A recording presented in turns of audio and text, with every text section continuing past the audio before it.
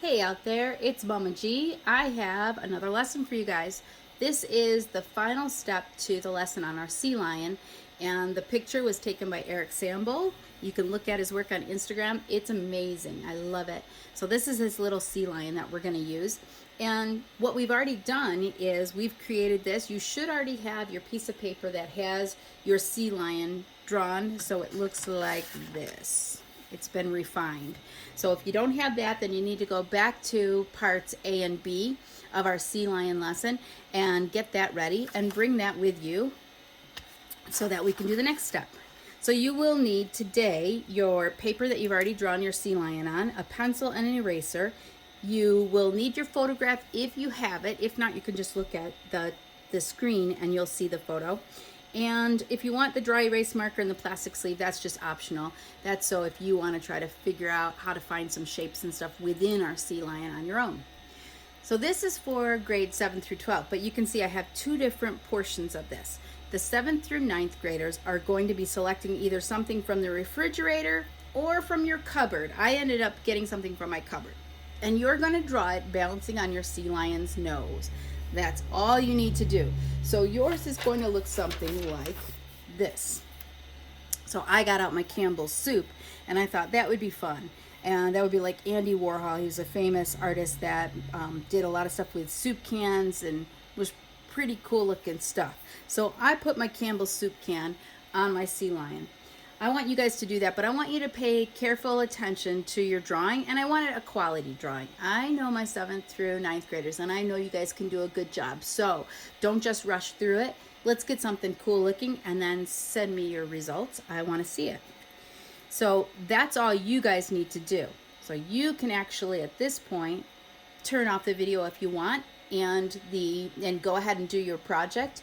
For the 10th through 12th graders, you'll still need to watch, but 7th through 9th graders, if you want extra credit, you can also do another sea lion. And 10th through 12th, if you want extra credit, you can do just a line drawing too, and the final one. So we need this. We need our sea lion, and we need to add our shading in it. So this is for 10th through 12th graders. I know I'm expecting a lot from you guys because there's texture in here, there's value in here, which is either how light or how dark it is. It can get pretty tricky, but I do know you guys can do this. So I want to show you today how I figured this out, and then I'm going to set you guys free to do this. So what you're going to do is this. For my 10th through 12th graders, you need to take a look at your sea lion, and you really need to look at it and squint. Remember, when you squint, it drops out the lights, or it drops out the medium values, and you really see the lights and the darks, and you don't see some of the values that could mess you up. It starts to kind of gather or group values together. So I have put it back in my plastic sleeve, and when I squint at this, I'm just looking at really three things. I'm looking for the lightest lights, the darkest darks, and then everything else. Those are my medium values. So if I look at this and I'm looking for my lightest lights, where do you see the lightest area of him? Now I know there's a little bit on here, but if I'm squinting at it and looking at shapes, I see a lot on the top of his head and right here.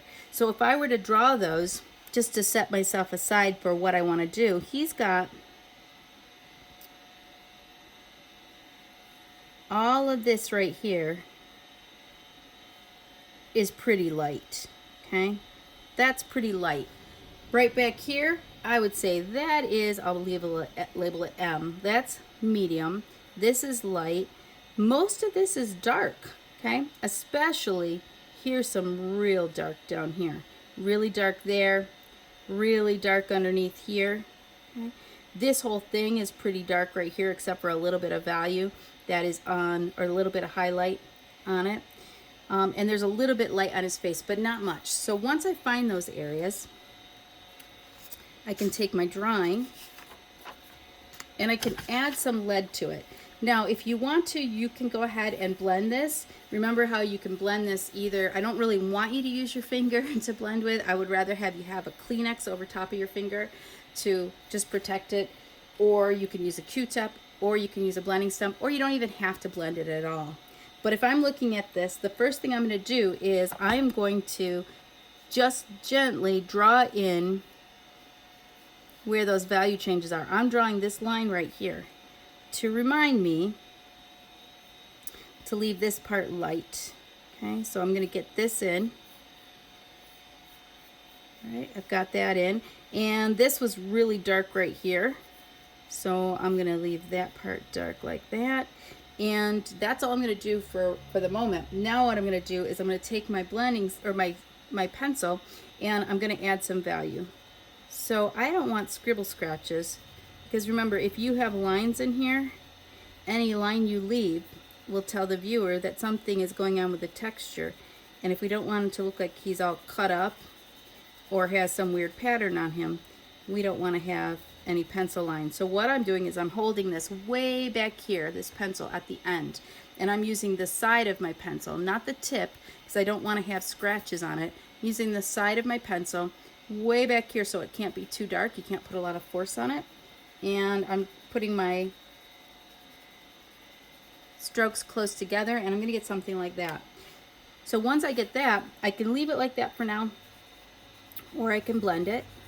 If we want it realistic, remember, we can't have outlines. So right now it looks like a cartoon even on this one flipper here, because there are lines on it. If I don't want it to look like that, I have to either erase that line, absorb it by making what's next to it just as dark as that, my value, or make it a lost and found line. So I only see the line once in a while to describe for the viewer where that shape is going.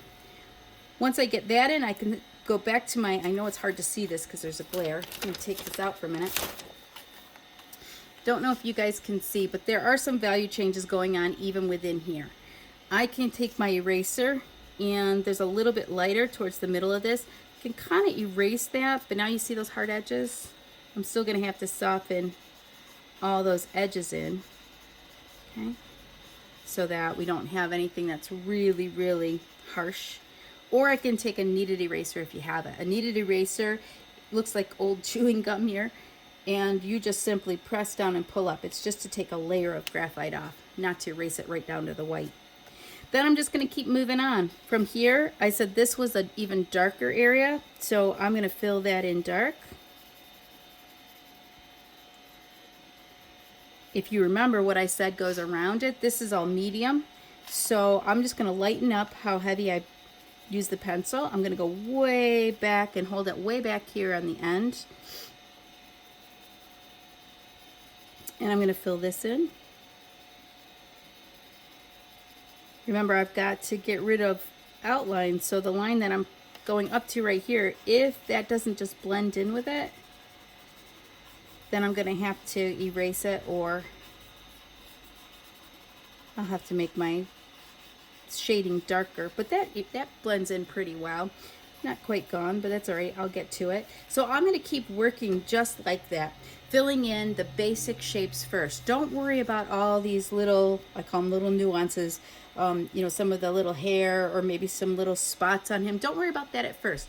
Just get them filled in with these simple colors, or simple values, excuse me, values, light and dark. And then you can go back in afterwards, and you can start adding some little hair, some fur lines, some little spots. You can see on, if you take a look at this, what I've done for his little wrinkles here. Wrinkles are made up of light, medium, and dark. So right here I have, to make this look like it's bumping up and around, it's going from medium to light to dark, back to medium, and then we've got a little dark here and back to light. So I'm always looking at, okay, what's going on here? This is going from medium to light to dark, medium to light to dark, and it's making it look like it's undulating or going around and around. So I've got that little guy. Once you get him all drawn, you're going to go and find something to balance on his nose, and that needs to be shaded as well. So make sure you do a real good job with that. Down here, just so you can see, this looks like scribbles, right? That's really all it is for this rock, but it's intentional. It's not just, okay? It is really trying to look at the rock and figuring out where is it dark, where is it light, and then maybe you had a little too much caffeine, and on you go. So you can do that, and then you can soften over top of them, and you get a cool kind of rocky look that will be different than the smooth look of our sea lion. So that's your lesson for today. Hope you guys have fun with that. Make sure you send it to me. Show me what you guys have done. And I'll talk to you guys soon. Love y'all. Bye.